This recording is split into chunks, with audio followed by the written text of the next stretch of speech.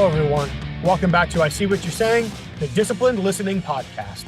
I'm Michael Reddington, and today it is my pleasure to welcome our next guest, Dale Gillmore. Dale is the principal and chief financial strategist at Quest Advisory, where he and his team empower business leaders to make the best decisions as they are transitioning their businesses. And while they provide many different services, they focus primarily on succession planning and selling both family and privately owned businesses. One of the things that I like the most about what Dale and everybody over at Quest Advisory does is they donate 10% of all the revenue they earn from their work to the Make an Impact Foundation to help benefit underprivileged children. So not only do they talk a lot about aligning values and doing business with values, but they put their money where their mouth is, literally, with how are they consistently supporting underprivileged children. So as we get into this conversation, I'm really excited to share Dale's approach to these often very sensitive and difficult conversations. And there's a lot of parallels between conversations we have to have both in our business and our family lives as well. He's going to talk about the importance of meeting people where they are, but he also is going to share his approaches to how he deals with people's egos, which I found to be very valuable and fascinating. He's going to share how he navigates family disputes and misunderstandings and how they relate to business decisions. And he's also going to talk about interview techniques that he uses. And you might not think of succession planning and selling businesses along with interviewing, but he really goes a long way to interview not just the people involved in the business, but their family members as well, to learn as much as he can about the people and the processes. And he's going to share his techniques for doing so. So I'm really excited to share this conversation with everybody. And thank you so much for being here for another week. We truly appreciate it. You know our sponsors, HumanTel. Head over to humantel.com. Enter the code INQUASIVE25 for 25% off of their best-in-class online training to learn how to identify when people's emotions are shifting by accurately evaluating changes in their facial expressions and nonverbal communication. For the professional interviewers, head over to certifiedinterviewer.com. So you can learn everything you need to know about joining, learning from, and contributing to the International Association of Interviewers. It's also where you can get all your questions answered about the Certified Forensic Interviewer designation. And while you're online, please head over to inquasive.com to learn more about the programs that our clients ask us to facilitate and customize for their senior leaders, sales teams, and HR teams, so we can teach them how to obtain the everyday confessions hiding in all of our conversations. Thank you so much for being here for another week. We really appreciate it. So now, without further ado, I introduce to you Dale Gillmore. Good morning, Dale. It's so great to see you again. It's been way too long. How are you this morning? I'm great. Good to see you, Mike. I really appreciate you carving the time out, especially with everything that you have going on. And I'm really excited to dive into this conversation because as we spoke recently, you've got a few new things going on that we can sort of tie into this conversation as well. But I feel like you have a very unique perspective on the work that you do with family businesses and business owners and the merger and acquisition and succession planning world. And even beyond that, you have nonprofits that you're involved with as well. But that really gives an interesting view into not only the dynamic of business conversations, but the dynamic of family conversations, where they intersect in lessons that we can all apply in our workplace lives and in our family lives. And of course, what you do is so purpose-driven. It's worth highlighting that right away as well. So I think the question I would love to ask to open this thing up is, how do you work with business owners who may know, may not know, or may fool themselves into think they know what it is? How do you help business owners identify what their true quest is as you begin working with them? Yeah. So, typically for us, the very first thing we're trying to do is figure out, from their own viewpoint, what is their quest? And sometimes they don't always know the answer to that. So we try to meet our business owners where they're at. What have they defined on their own? A lot of our family-owned businesses don't particularly pursue, individual wealth planners because in their minds, they think that they can, turn a wrench for another 30 cents better than investing for 5 cents with somebody else, right? So those are our clients typically. It doesn't mean that they don't have a 401k or they don't have a wealth planner, but they're more focused on their business and their family. So sometimes I try to figure out like where do they see this thing going? Is this a family transition and I'm going to keep the business and it's going to live in the family forever? Try to meet them where they're at and figure out what we have or don't have. And that's, we typically call that our explore package at work, but really that what's your quest definition is a lot of questions, and it's not financial. Like, even though we do a lot of work around the finance, it's really more about like, why are we doing this? What's your purpose? What's your love? How tied to the business are you? Is your identity the business or not?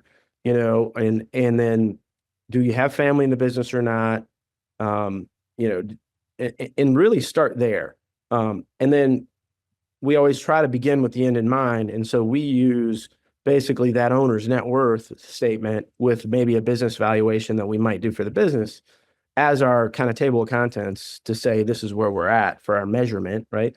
But then we always say, look, like, are you going to live to be 100 years old? And how many kids do we have? And how many grandkids do we have? And, is there a charitable, intent for yourself? And, what's the dollar amount got to be for someone to live the rest of their life in a comfortable way and also leave behind what they really want to leave behind, whether that's a legacy. Some people don't like the word legacy, but is there some dollar amount or an amount that you want to leave behind, and try to get our brains wrapped around the future of where this is going.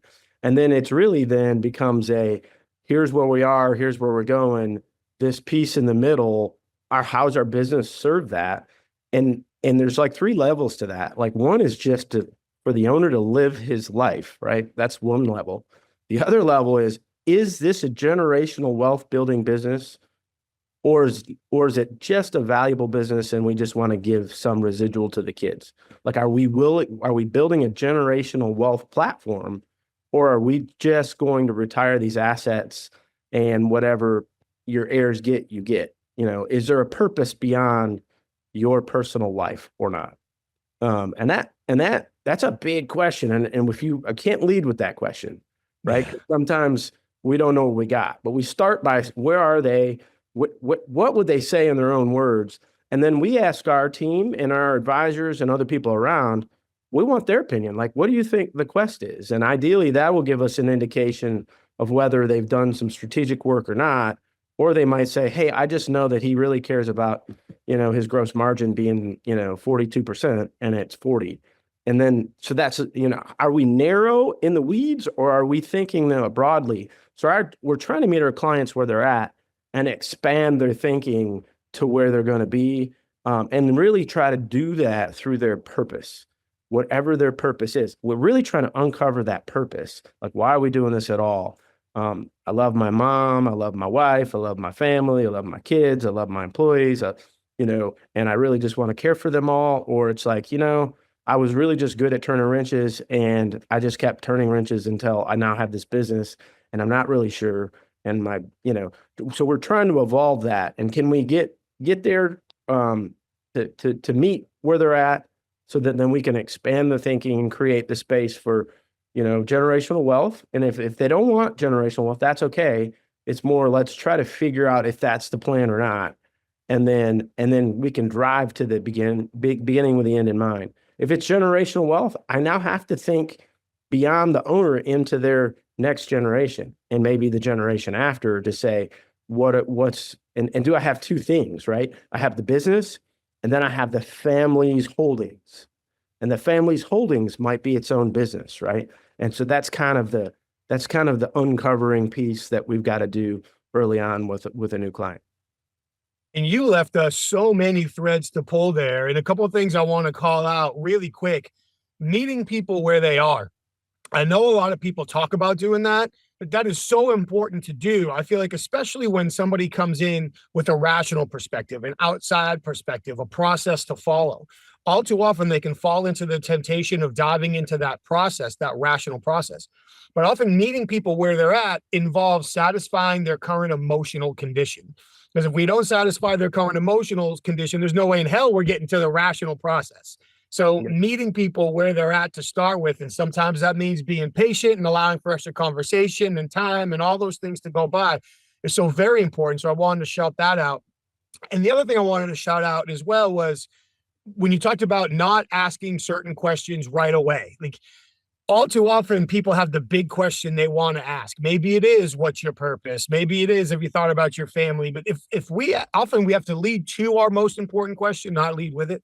And if we don't have the trust, if we don't have the rapport, if we haven't addressed their emotional state, asking what we believe to be that big important question up front can grenade this whole thing. So showing the awareness right away to meet people where they're at, and then really make sure you're asking questions in that strategic order and you're not opening up with what could be a game ender, are two very important call outs. You mentioned something too that I feel like permeates the business owner world and you have much more experience in this than I do, but even with the folks that I've worked with and met, sometimes people have a very difficult time separating their personal identity from the business. Mm-hmm. So whether they admit it or not, because I've got a sneaking suspicion, more often people don't admit it when it's true than do admit it when it's true. But when you do realize that somebody essentially has no differentiation between their personal identity and their business identity, their business is their identity, how do you start to work with them in order to help reframe the situation, paint a new picture for them? Because I imagine we've got to separate those identities a little bit in order to really get working forward on creating the solutions that they bring you in for. Yeah. So, I mean, I'm an accountant by background sometimes, and so I tend to put things in buckets. So that's what accountants are good at, right? So when I realize that somebody has aligned their identity with their business, I have to think a couple different ways, right? I mean, I try to do everything with open white space, even though accountants are typically black and white.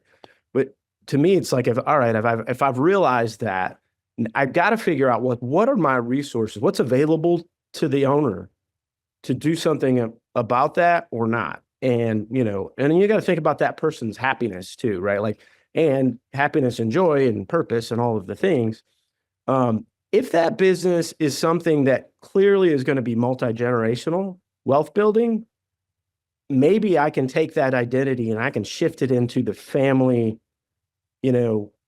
legacy, possibly, right? Like, could I help that person go ahead and just keep the identity where it's at and then focus more on the family legacy and building family wealth and allowing others to kind of sit in the right seats and the right, on the bus to get all of this stuff where it's going. That's actually a beautiful fortunate situation, I would say, that's available sometimes. I mean, because then you got more to work with.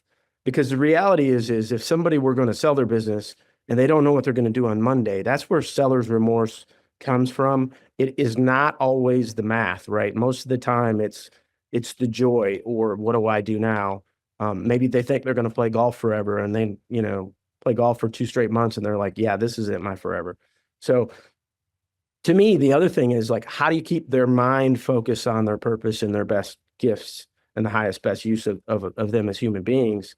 And a lot of people, when they sell their business, if they don't know what they're going to do on Monday, that's when health declines and other things, their brain's not being used the way it was before. And, somewhere there's a nice place for that. So I'm looking for what's next. And if the what's next is not a whole lot different, except for shifting mine out of the business and into the family multi-generational wealth, that potentially could be a nice gift to have. If it's not there, like, meaning it's a good business, it's got value, but then there's things that this is probably sell it and disperse assets to my family when I pass. If that becomes that, then you have to be a little more creative. When we sell a business in our business, when we sell a business, we put 10% of the revenue associated with the transaction in a charity called the Make an Impact Foundation. Mm-hmm. And for us, that's a little bit of a bridge to help them gives them something to do on Monday to say, hey, what kind of kids projects do you want to serve with this money? Hopefully we light up another, angle. But to me, there's we try to dig in to say, what are all the things you want to do? Make a list. Make a list of everything you've never done that you've always wanted to do, but just didn't have time because you were in the business. So we really try to work really hard to get somebody's mind in that other place so that they don't lose the joy and they have a new purpose. But it's not a light switch. And that requires a lot of work and effort on both parties and a lot of faith. So it's not always it's not always a perfect match. Maybe they are really good at some part of the business that the business will always need, and they're comfortable not to get involved in all the rest of it and just do that one thing until, and wind their time down and go from a 40-hour week or maybe 80-hour a week to a 60-hour week to a 40-hour week to a 20-hour week to I'm serving my 5 best friends who are still clients, and I'm going to hang out with them and having lunch with them, and that's the rest of my life. Or, just trying to figure out what's the rest of your life look like in a way that's comfortable for the owner and their family too. I mean, there may be grandkids things, or maybe there's just this new area of life they want to explore. But you got to find it, and it's got to be purpose driven, and you got to care for that. It can't just be transactions when you go to sell these companies. And that statement is clearly identified with the Make an Impact Foundation and putting 10% to that. And I'm a sucker for any programs that are taking care of kids and helping build the future. So, you got my attention there right out of the gate. But also, I love how you're intentionally using that as a stepping stone. So maybe somebody knows what they're going to do next. Maybe they're not. But to your point, on Monday morning, we just put all this money over here. We got to do something with it. So lead the way. So that's a great example.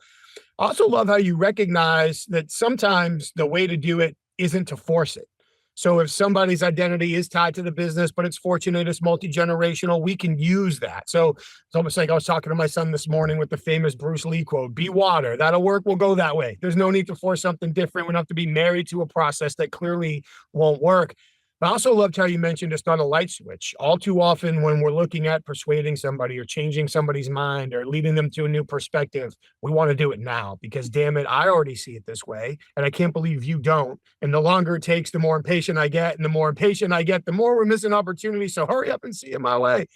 So just seeing or having the patience to step back and realize it's not a light switch. We need to help them understand their purpose. And just the thought of using their happiness, like what makes them happy? Let's have more of that. It's all little things that might sound like they kind of fall through the cracks of a conversation, but very, very important to highlight to your approach that not only apply with what you're talking about with business owners, but really apply if we're looking to influence or change somebody's mind in a complex, layered situation in many contexts. Earlier, you talked a little bit about the family aspect of it. Maybe the kids want to be involved in the future. Maybe they don't. Maybe the business would substantiate that. Maybe they don't. I would imagine, I guess here's kind of an everyday analogy. If I have a bad day at work and I go home and tell my wife about it, my wife is getting my side of the story.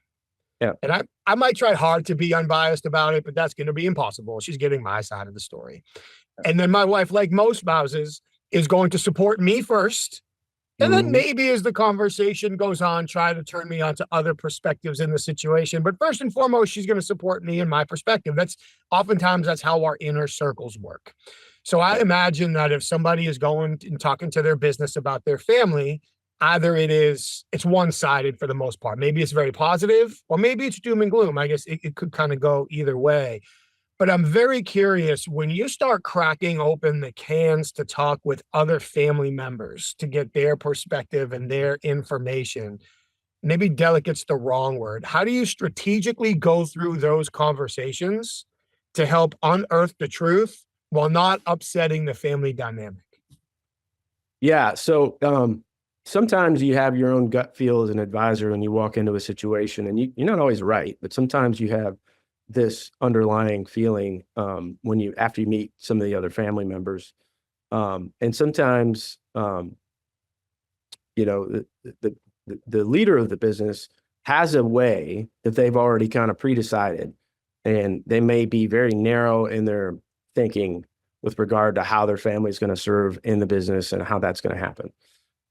So I've been through a couple scenarios where both businesses that just continue to exist with family in it, and other scenarios where, somebody ultimately was looking to sell their business, or they thought their kids were going to take over the business. And there's a couple things going on there, right? Like sometimes there's age things. Sometimes the leader of the business is in their 70s and 80s, and the succession is the person that's already in their 60s, right? Like, and then you're like, well, wait a second, do I have a succession to this succession to consider, right?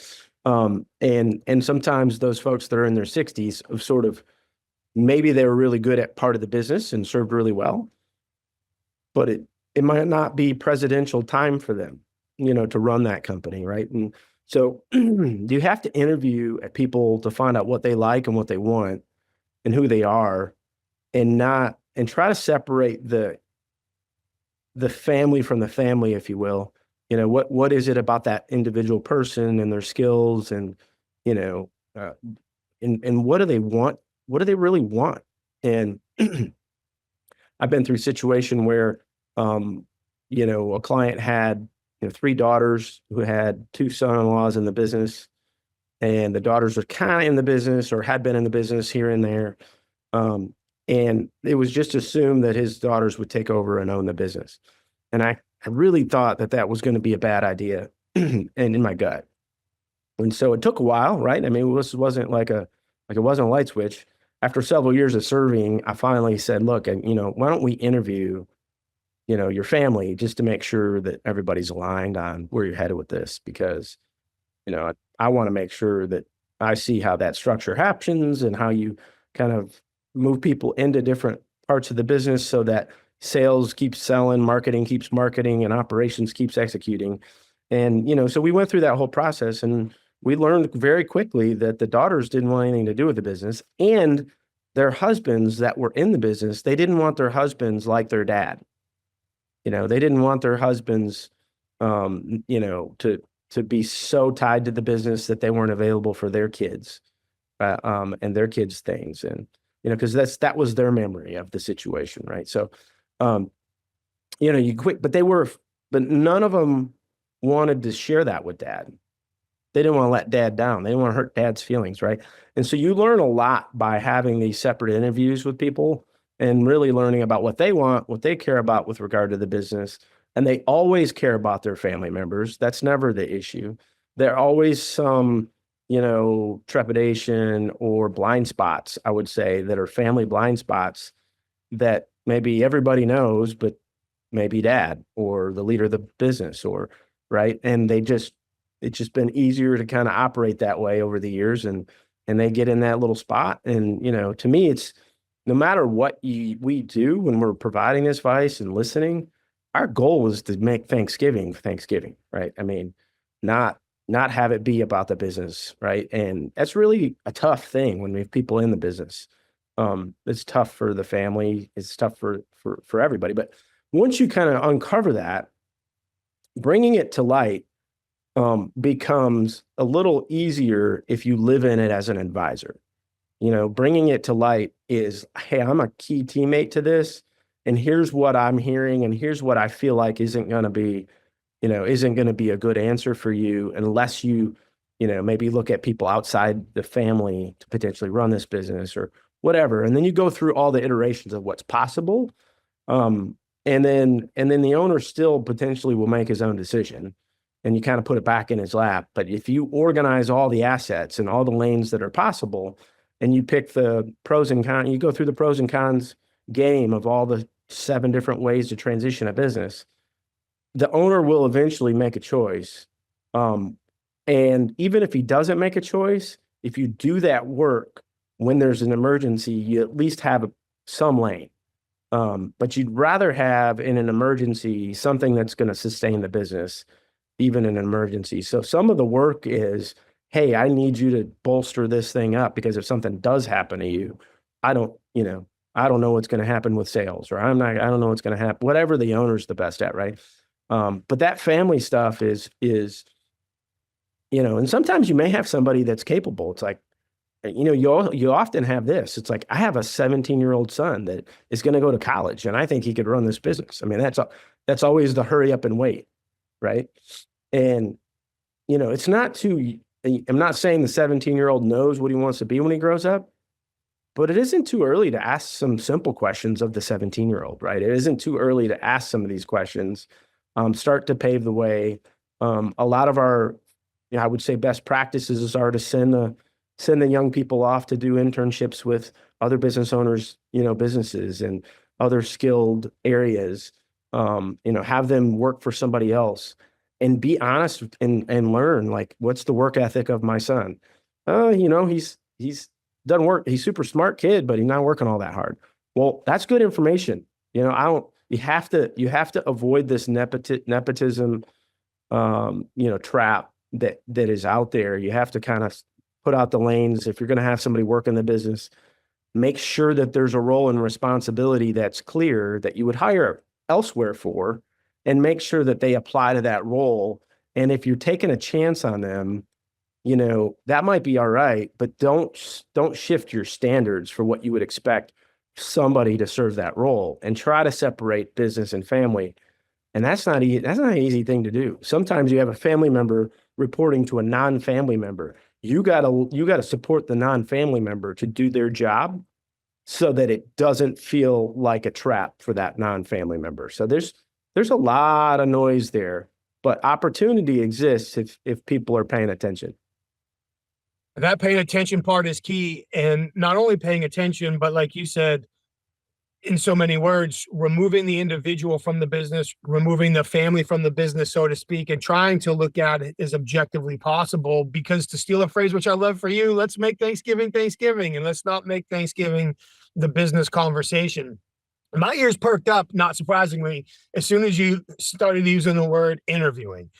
Interviewing people, gathering as much objective information, hopefully truth, as you can, identifying patterns. Where does information overlap? Where do perspectives change? How does this impact the decision we're making? I'd love to dive into that with you a little bit more, but I've got another question first.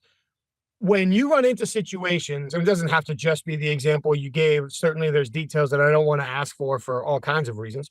But when you find yourself in a situation where a business owner is convinced that the kids are going to take over, and then the conversation with the kids is, actually, no, we're not interested in that whatsoever. How do you then take that message and bring it to the business owner in a way, because they need to know, that hopefully helps them begin to realign their expectations of the business while also respecting the sanctity of Thanksgiving dinner? So I'm always looking for common ground. And common ground is, you look for the lowest level or the highest level, or the, lowest common denominator, so to speak, right? So me, I'm looking for common ground. So common ground could be, I interviewed your daughters, and what I realize is that they are so excited about you spending time with your grandkids, right? That might be the door I walk through. I look for the common ground where everybody would agree. What's everybody, and it could be math, it could be something about the business, but ideally it's an emotional thing. Where can I find the common ground of emotional connection? That's awesome. That is from a perspective standpoint, from a reframing a conversation standpoint.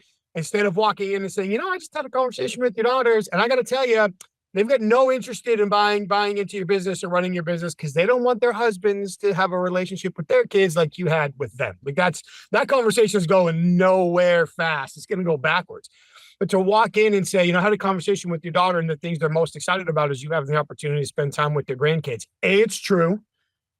B, go ahead and say, well, I don't want to spend time with my grandkids. Like, even if for some strange reason that was true, no one's ever going to say that. So now you've reframed it around a positive, mutually accepted, common ground emotional outcome. And damn, that was awesome too. It's good if it's math, but it's better if it's emotional. Like, if there's a common emotional ground to stand on, that's such a great position. Now you can use that to work backwards towards, well, with the grandkids being the focus and family time being the focus. Sounds like, and I'm making some assumptions here, but sounds like your daughters really want to be more family focused and less business focused. So while we're focusing on the family, let's take some shifts and start looking at who might be able to step in and take over the business. And now doing it that way, focused on the family instead of what people don't want. Man, that was spectacular.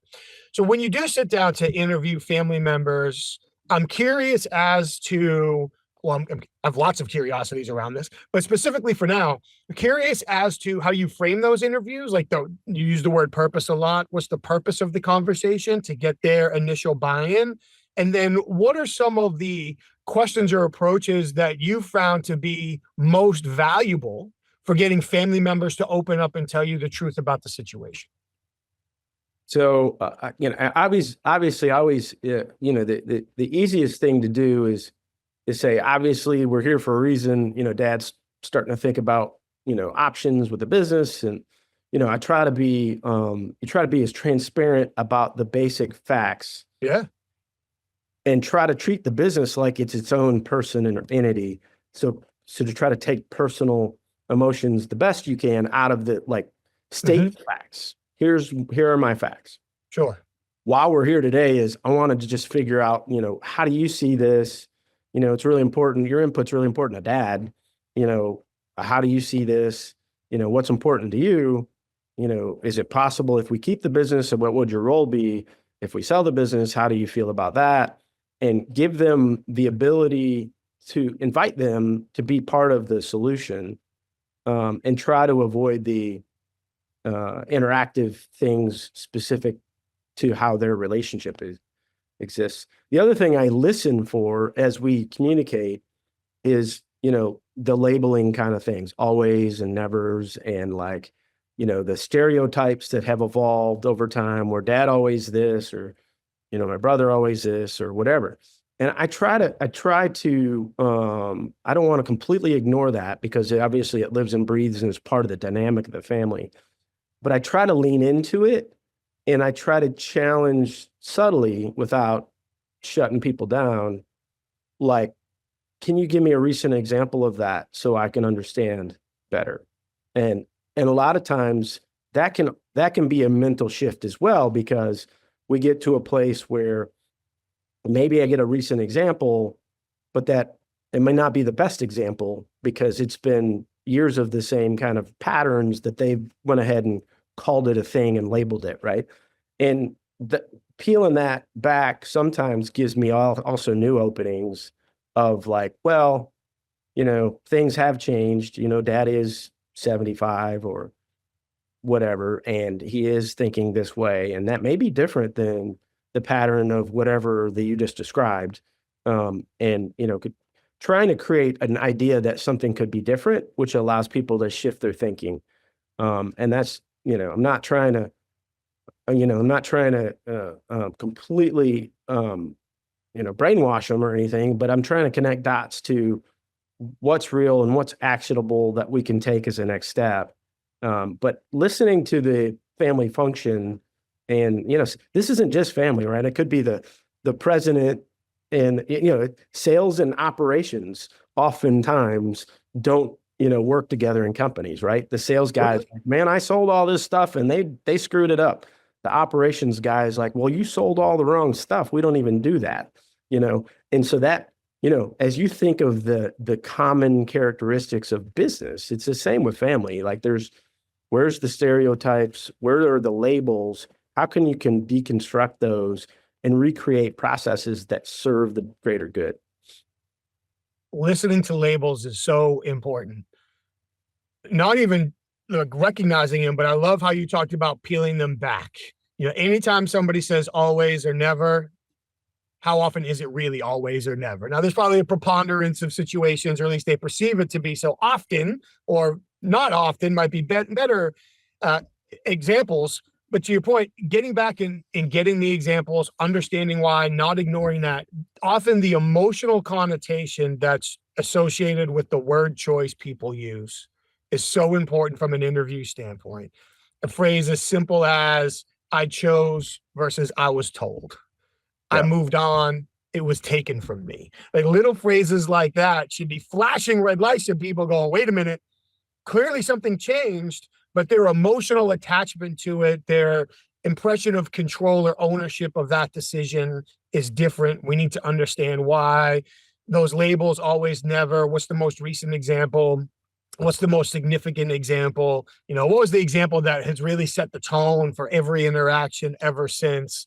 Also very important questions to ask. So for anybody listening, recognizing that not just in your conversations, but in any of our conversations with people who work for us, with our customers, with our family, it's a great opportunity to start peeling it back. But in a way, to steal a word from you, that's an invitation. Because if it feels like we're attacking them, oh, wait a minute, why do you say he always does that? Now it's like, oh, you're accusing me of being wrong.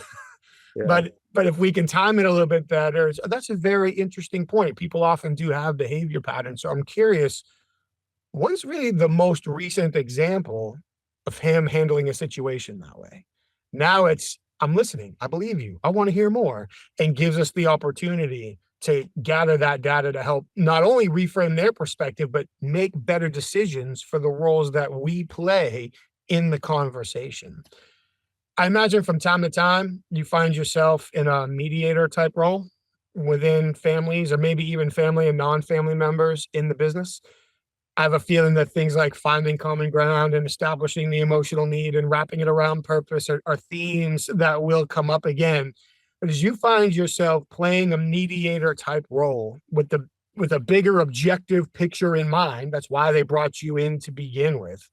Yeah. How do you work to try to help people with two different emotional needs to work towards each other, if it's not a light switch, of course, to get to a point where they're willing to work together? Yeah. The first thing I do is I try to find the egos, right? Why is this person this way and that person that way? And what do I feel like is really an ego talking? Meaning that part. And you can do one of two things. You can break down the egos, or you may have a lane that clearly supports the ego. The other thing I do in a hand-to-hand combat kind of situation where it's family is I'm also looking at the overall big picture of the math, right? To the extent people are driven by, wealth, which isn't the greatest purpose, because the ego, purpose, and wealth, I'm really trying to drive towards purpose. But what can support the ego and what can support wealth? And if I look at the cumulative situation and I'm trying to transition something from one bucket to the next, maybe it's my kids are going to become owners of the company, or maybe it's, a family trust or whatever. I'm looking at what's the most efficient from an income, estate tax, and effective from valuation creation, period. Don't care who is affected, right? And so if I can create that, now I have a common, of course, as a group, family group, this is going to be the best scenario. I might lead with that, right, as a family group. Then I might go look for the egos. Dad might be fine as long as his name's on the building, right? Can I live with dad being his name on the building? What decisions are acceptable imperfections that dad could still make, for the rest of his life, even if he doesn't own it? Like, what are the 5 little things that you could be okay if dad walked around and said, that garbage needs to be picked up, or whatever it is?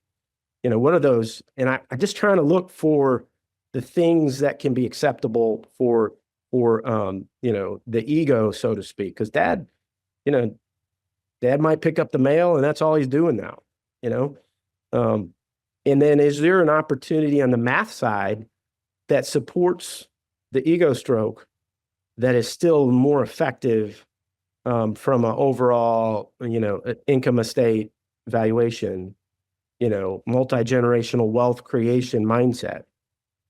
Can I find that? And a lot of times I just got to care for the ego. And sometimes the ego isn't going away. Sometimes you can break that ego down a little bit if somebody's vulnerable enough to do that. It just depends on how much time we have and where we're at in the game. If we got plenty of time, you can potentially deconstruct somebody's ego to where they're at least self-aware of it. And sometimes they're not self-aware at all about it. You have to make, as an advisor, you have to make a call on that and how much time we have to do the work or not. And so, like I said, can I put the purpose over here? Can I put the math over here? And can I put the egos over here? And where can I find common alignment in the math, in the ego, and use purpose to drive the change? I love how you triangulated that. There's so many little things in that answer that I hope people are picking up on. Triangulating the ego, the wealth, and then using the purpose to bring it all together is genius. You don't need me to tell you that. That's a great way to approach it. I imagine that more often than not, if you can find a lane to use the ego, that's easier than breaking it down, because that's going to create additional layers of conflict and resistance and things to work through. I also love how you talked about where are we in the process and how much time do we have? So it's like every time I tell a story about my wife, I'm waiting for her to like me to come home from work one day and her be like, "Why did you say that?" But it's like watching football with my wife when she sits back and she's like, "Well, this game's over." Well, maybe, but let's take a look at time, score, and talent. How bad is the score difference? How much time do we have? And how much talent do we have on the field and on the sidelines versus how much talent do they have on the field and on the sidelines? And depending on how those stack up, we can take a look at what our real opportunity to come back in this game is or isn't. And it's likely the same or similar in situations where you're like, okay, what's the time frame we're under? How much time we got left on the clock? Where are we in the process? What are the obstacles we still have to work through? And talent might not be the best word, but who are the people that we have to work through them with as we elevate our situational awareness to address this? It's a tremendous way to look at it. I love the phrase acceptable imperfections. I love it. It's a great way not only to look at negotiating family business exits or succession planning, but honestly relationships in general. Like no one's going to be exactly how I want them to be, which is probably better for them if we're being honest. So from my perspective, what are the quote acceptable imperfections that I'm not just willing to live with, but accept and embrace as part of who they are? And that by having part of who they are still involved in this process, not only do they get to be themselves, I honestly have less stress and more appreciation of them in the situation, and objectively can work towards achieving some of these other goals as well. I just wanted to call out asking for a specific number is so important. And I love how you called out what are the 5 things. Like to say to somebody, what are the acceptable imperfections? Are there any acceptable imperfections? Tell me about acceptable imperfections that would be tolerable. The way that lands on somebody's brain is so vague that depending on where they are emotionally, maybe they come up with one, maybe they don't. But to look at them and say, in this situation, I'm curious, what are the 5 acceptable imperfections that you'd be totally willing to work with your father, your mother, your brother, whoever in this situation? Now you've got them focusing on a number. It lands on their brain different. They formalize their thought process different. And even if they don't come up with 5, they only come up with 3, you're still winning because you got 3. And those are 3 that you can build around, even though you didn't get to 5. So many great things there. I love it, especially that triangulation piece of using purpose in order to unpack the ego. In scenarios where you felt like you've had no choice but to break somebody's ego down or attempt to break somebody's ego down, what would you say has been maybe an example, again, not asking for details, but maybe an example or at least an approach where you felt like you were able to use techniques to help them save enough face to come out a willing participant on the other side? Yeah, I mean, so many. To me, so when you look at ego, you look at who's the audience for their ego that they want, right? The ego can show up so many different meanings. It could be that they really are the best at that, and there's nobody better in the world to do whatever it is that they're the best at. It could be true, right? That could be it. But you got to look for the audience of why that ego might keep showing up, right? Like, who's the audience for? Is it just this leader who's a controlling individual, or is it more like, do they like to brag to their buddies at the country club? What's the joy, or what's the, where does that ego show up in a possible unharmful way? Like, where does it show up and it doesn't harm anything? I'm an expert in my industry. Of course you want that, right? or, I'm just monkeying around my buddies at the golf course or the country club or whatever. Those are 2 areas where it can show up. And can you back up to say, hey, look, I know you're the best at this. But here's the thing, like the business's value has to have processes, and it has to have systems, and it has to have all these other things. So the business is worth more. And right now you are the best at this. And if this stuff isn't written down and somebody doesn't know how to walk behind and follow the instructions, you don't have a business. It's just your beautiful brain. Right. And so sometimes you have to kind of meet them where they're at and help them understand differently. And you may not be direct. The indirect might mean, hey, here's the valuation. Sometimes it's like, you got to figure out who's going to scorch the earth first. Is it me? Or do they get it scorched somewhere else and they make it to me? If I'm the first one scorching, it's possible that I might lose a possible prospect or a client here, right? But, I always think, well, no matter what, whether I scorch the earth here or I don't, will they be better because I did this work with them or not? So the answer is sometimes if I don't see a clean lane, I might scorch the earth with, look, I did a valuation for your business. On paper, it starts out at 12 million bucks, but honestly, I wouldn't buy it because of these 10 reasons. And you kind of giving them the ego stroke on the $12 million number. And then I'm punching them in the face but I don't think I'm going to have a hard time getting somebody to buy this because of these, 3 or 4 reasons. But then you kind of give them ways to deal with the 3 or 4 reasons. Like, what are the things? Could be people and processes. Who's number 2 in charge? If you've got this unique recipe in your head, could we at least document it and put it in some place? Can I use that recipe for good? Is there a possible thing that the business never owned this idea, that it's your personal idea? And later on when I sell, I might be able to get capital gain because you got something that you never really gave to the business. Or I don't know, I'm making things up for now, but it's like, keep finding the gold that are conflicting. Find the conflicting, goals, and then see if you can separate, divide, and create positive, solutions off of that, issue. But that ego, we all have it. I have one. I don't know. I'm on this call because I'm always attracted to disciplined listening, and I'm always attracted to, FBI and CIA shows, and I love the human behavior and the human brain. Yet I'm in finance and accounting, so I'm not sure how I ended up there. But to me, this ego thing is also a beautiful part of the human being. It's that, do I want somebody that's really competitive to play, anything with? Darts, horseshoes, or, pickleball, or whatever. I'm a competitive dude. I want to win. That's ego. That's all ego, right? That's all ego. And so everybody's got one. Overused, it can be a weakness. Underused, it could be a weakness. But if we address it and go head on and create self-awareness, and we don't run from it for the good things, you can turn that thing into a strength. But it also, how do you build systems around, if the business needs that, are the systems built around it? Or are there other people that can step into that role, and other people that do it differently? That's the other thing. Yeah.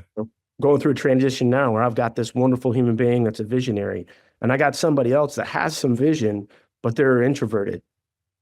And the introverted, leader is going to be taken over. Well, the business can be different tomorrow, but it doesn't have to be that different. It just happens to be different people doing some of the same things. And so it's not, there isn't this protege that's going to be you. And that's always a big thing. Like, I want them to do it my way. No, there isn't one human being that's going to do exactly the way you did it. Never going to happen. No, there's probably somebody somewhere in that person's life that wanted them to do it their way, the other person's way, and they said no, did it their own way, and grew this business. And so there's some of everybody's. We've all had our mentors, good and bad. We've all had our experiences with people, and hopefully for most of us, we integrate lessons from that into what we do. But a big part of it is to find our own way through. And your fascination, but also your education with the human brain and human behavior shows through. I've talked to plenty of interviewers that don't have the level of awareness that I've heard in this conversation. You don't argue with somebody's ego, you care for their ego. You try to work with it if you can. And then if you can't, you figure out what you can triangulate it around and reframe the situation. Respect and understanding that we all have that. And even the question that you ask yourself, does it make sense to scorch the earth first? I've met too many people, I'm sure you have too, where that's their whole strategy. I'm going to come in and I'm going to slap you across the face with the truth. And if you don't like it, that's a you problem. That's not a me problem. You figure out what to do about it. Well, if we're supposed to work together on something, that most certainly isn't us problem. So if they scorch the earth first and they clear a lane, great. If we don't need to scorch the earth, even better. But if I'm running out of good options, and it looks like the next decision for me is to scorch the earth, hopefully in a way that leaves them better off for it, whether we continue to work together or not. That's a very evolved way to look at creating these relationships and really leveraging the truth, because a lot of what you do is obtaining the truth. Some of that's going to be through the numbers, through the math. The numbers don't lie. They tell their own story. It is what it is. Some of that's going to be getting people's experiences and perspectives, but it's layering it all together to create that bigger picture in order to arrive at the truth, which lines up with somebody's quest, which then helps them serve their purpose and bring this all together. And I can't thank you enough for taking an hour out of your morning this morning to walk us through all of that. I really appreciate it. I've been taking notes and learned a bunch, and I absolutely recognize and appreciate your perspective for how you do really look to connect with human beings, understand what's going on upstairs, and use that to get to a real purpose-driven result, not just trying to maximize the numbers and move on. So for the people who've listened to this and they would love to connect with you and learn more, whether it is about your business, whether it is about their family business, whether it's about bringing you in, because I know you give lots of presentations, whether it's about bringing you in to give presentations on the topic, or even work with you through your Make an Impact Foundation, what is the best way for people to connect with you and learn more about what you do? Yeah, I mean, obviously we've got our website, www.questnow.net. My direct email address is dgillmore with 2 L's, DGILLMORE @questnow.net. And I'm a little bit slow with email. I'm much quicker with phone calls. You probably can track my phone number down if you're very, very astute to do that. And then Rhonda on our team kind of keeps us all organized. So R. Hollingsworth @questnow.net for scheduling and creating possibilities. We'd love to speak to you. We'd love to learn more. We like to learn about people's quests, regardless of where they're at in their life, whether you're a business owner, a striving business owner, or somebody in a family situation that you realize could use a little bit of extra love and support. Our chief family officer role, our M&A experts, our planning experts, our CFOs and controllers are all meant to drive to your quest. Fantastic. I will include all of those links and numbers and email addresses in the show. Well, I'm not going to include your phone number, but your office phone number I'll put in. But I will include all of those things in the show notes so people can find you directly. It's great to see you. It's great to be updated on all the great things that you're doing right now. I really appreciate the time, and I look forward to catching up with you again really soon. All right. Thanks, Michael. Dale, thank you for another great conversation. I really appreciate you taking the time to talk today. And thank you for sharing so many of the things that you and your business do and learn, so that way we can apply it to our conversations in and outside of work as well. I really do appreciate it. I thought you really made a great point when you talk about accepting people's imperfections. That's so important in our personal and professional lives. I really want to call that out. And I also really like how you stop and think, okay, well, who's going to scorch the earth first? It'd be perfect if nobody did. If they do, I can work with that, but maybe I might have to. So that whole who's going to scorch the earth first approach, I thought was very, very interesting. Again, thinking back to the importance of meeting people where they are. And I really like how you talked about how important it is to not shift our standards. So many great ideas in such a short conversation. I really appreciate it, Dale. Thank you. And hopefully everybody listening got just as much out of that conversation as I did as you think about approaching business conversations, family conversations, and who knows, maybe conversations sessions that include both. So before you go, please take a moment, like the show, share the show, subscribe to the show so you know when the next one comes out. Leave us your feedback. We'd love to know what you'd like to hear more or less of so we can give it to you. And of course, while you're online, please check out our sponsors, HumanTell. Go over to humantel.com. That's where you can learn everything you need to know to get your education started on understanding what people are thinking and feeling by identifying shifts in their facial expressions and nonverbal communication. While you're there, enter the code INQUASIVE25 for 25% off your best-in-class online training. Please also head over to certifiedinterviewer.com to learn everything you need to know about the International Association of Interviewers and the Certified Forensic Interviewer designation. And finally, head over to inquasive.com so you can learn more about the programs that our clients ask us to customize and facilitate for their senior leaders, sales teams, and HR teams to teach them how to obtain the everyday confessions hiding in all of our conversations. Thank you for being here week after week. We do truly appreciate it. Stay safe, take care of each other, and we'll see you next time.